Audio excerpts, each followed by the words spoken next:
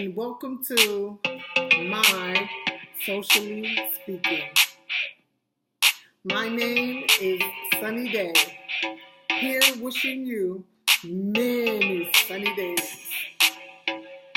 Today's topic is something that I hope you're not too familiar with, but just in case you are, I'm going to bring you some updates on it.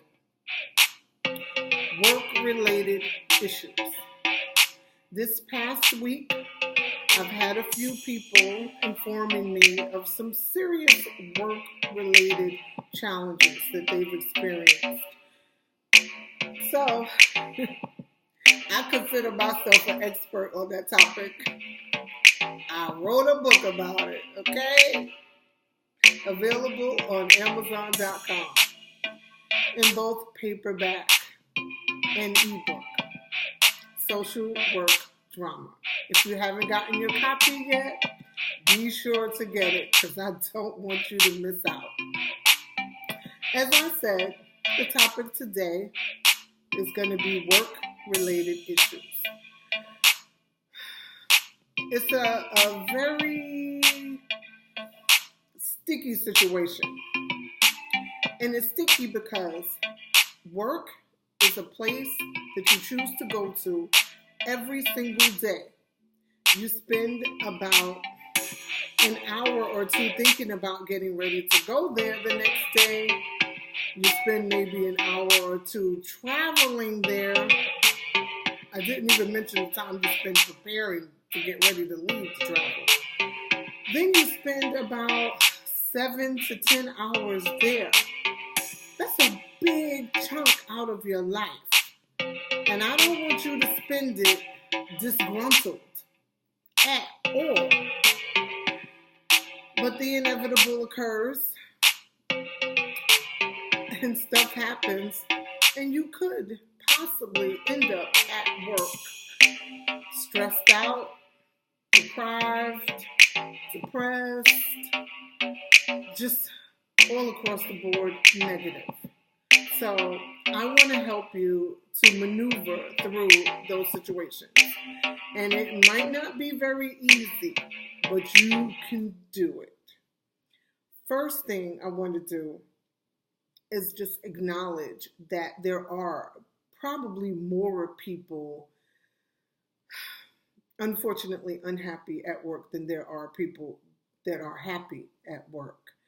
And there was a time where I would say that work is not to be associated with being uncomfortable.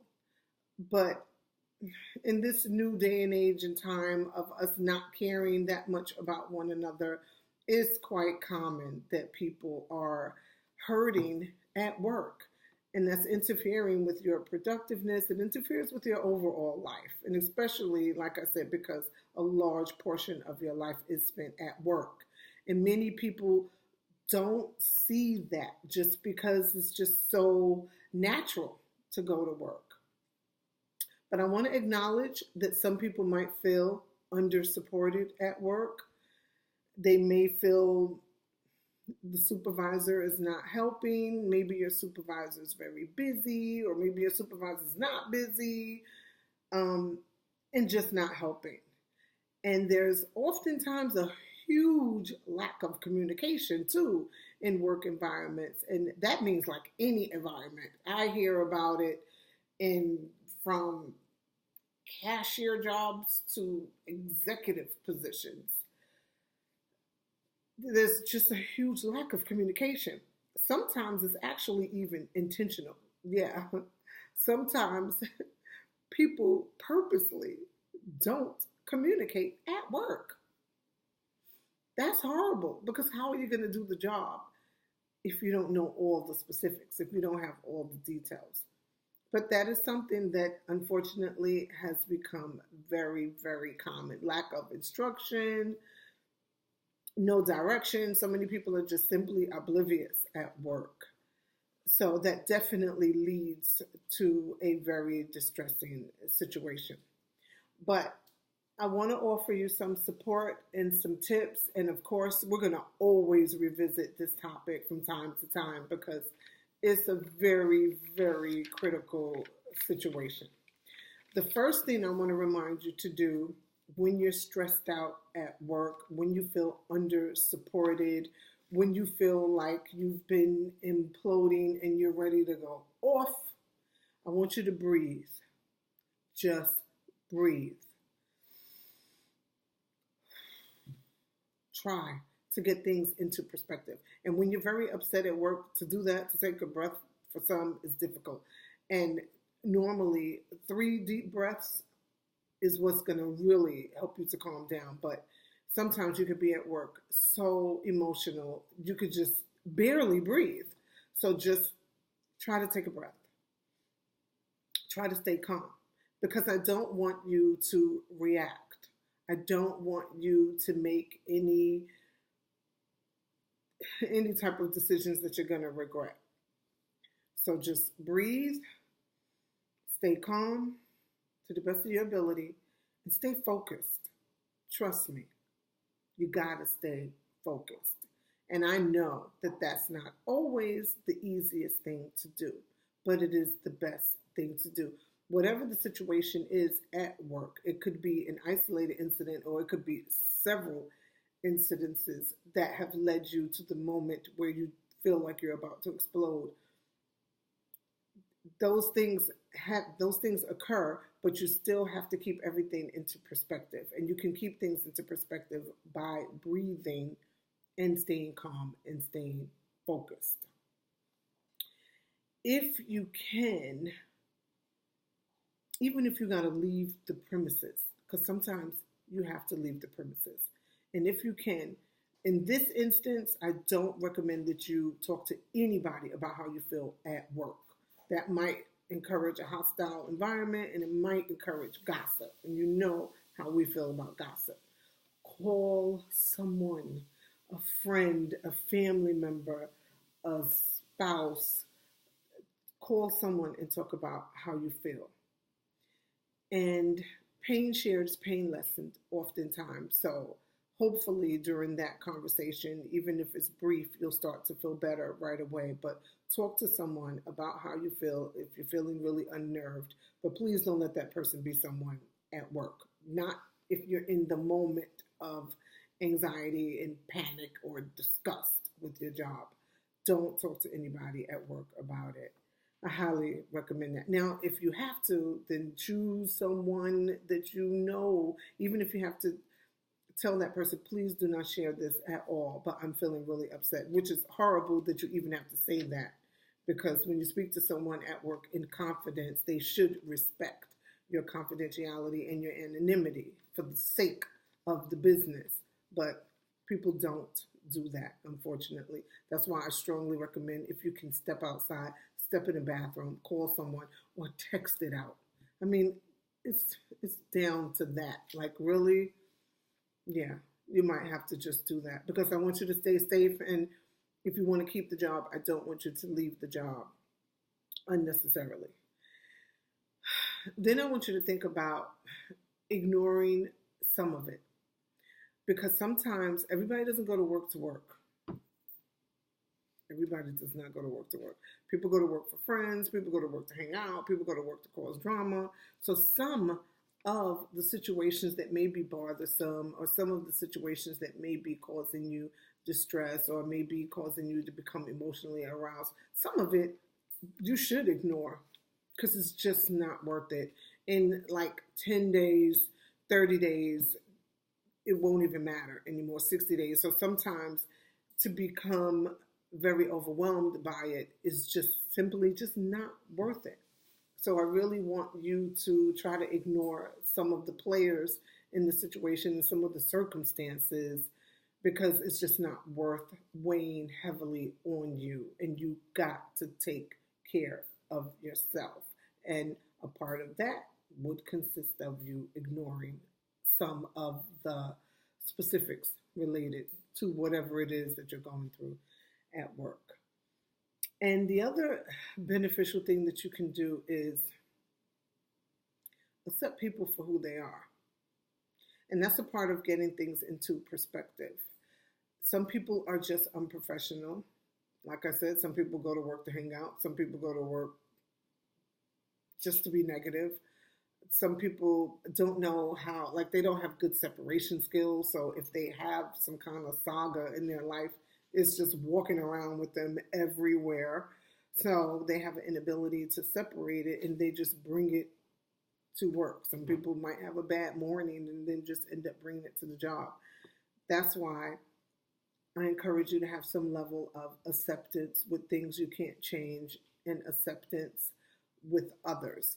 And you have to decide for yourself. I got to decide for myself what's acceptable for me. We all have varying tolerance levels, and we have people treat different people different. You know, someone might treat me one way and they would not treat all of you that way at all. So we got to weigh in on that too, or at least be mindful of that. So accepting the things we can't change, I think, is good advice. And I think it's something that's worth doing, especially if you're thinking about remaining in that setting, and especially with the way things are today. Because a couple of years ago, I probably would have recommended change jobs right away, but kind of just changing into the same situation many times. I mean, of course, you know what's going on. So if you need to change jobs, change jobs. But it's kind of like the same situation many times at other jobs. So I think it's best to get things into perspective and accept the things you can't change, and always it's always a good idea to do just a self check-in with yourself. You know, how you feeling and what's making you feel this way. Am I okay? You know, just a self check-in with you. Have I eaten? Have I slept? You know, how's my relationships, you know, with myself, my kids, my family, or, you know, if you don't have any relationships, you just want to check in with yourself and make sure of how you're feeling and why, and work on yourself first. And many times people don't do that. You know, we're out in the world and we're out in the world at work and we're in business and we're just walking around taking all types of emotions, baggage into different environments, and sometimes it's just unacceptable.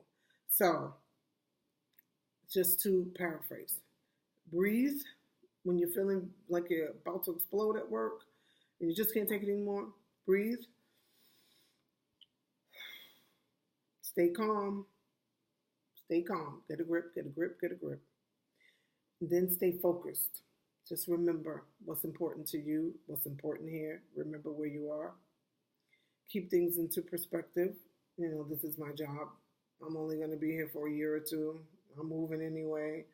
I've already sent out 10 resumes, you know, or I'll move up, I'll get a promotion and get out of this department. Just keep things into perspective. And I didn't mention this, but I'll mention it. Don't become bitter. Don't get disgruntled at work. It's not fair to yourself and to the people you're servicing, and maybe the pleasant coworkers. It's not fair, but most importantly, it's not fair to you. So don't become bitter. Talk about how you feel. Don't forget to keep somebody on speed dial. Ignore when you can, where you can. Just ignore some things. Some things are worth ignoring. And accept people that you can't change. Accept things you can't change. And when necessary, when needed, speak with a supervisor or speak with another administrator if you feel you need to, if you feel it will be beneficial and helpful, because that's not always the best route. I know it's encouraged. I know people say do it, but sometimes the situation will worsen when you do that. But you know your setting. I don't. So when applicable, refer to your supervisor. Okay? So I hope that's helpful to you. And I'm here. I got your back.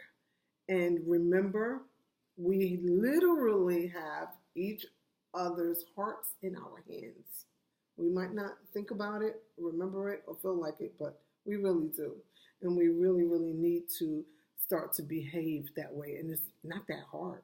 It's not that hard to think about the next person or to consider other people.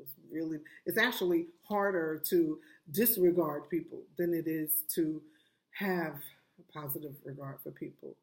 So, having said that, can't wait to see you again next time. And thank you for spending this time with me, this precious time. Have a blessed day. Peace and love.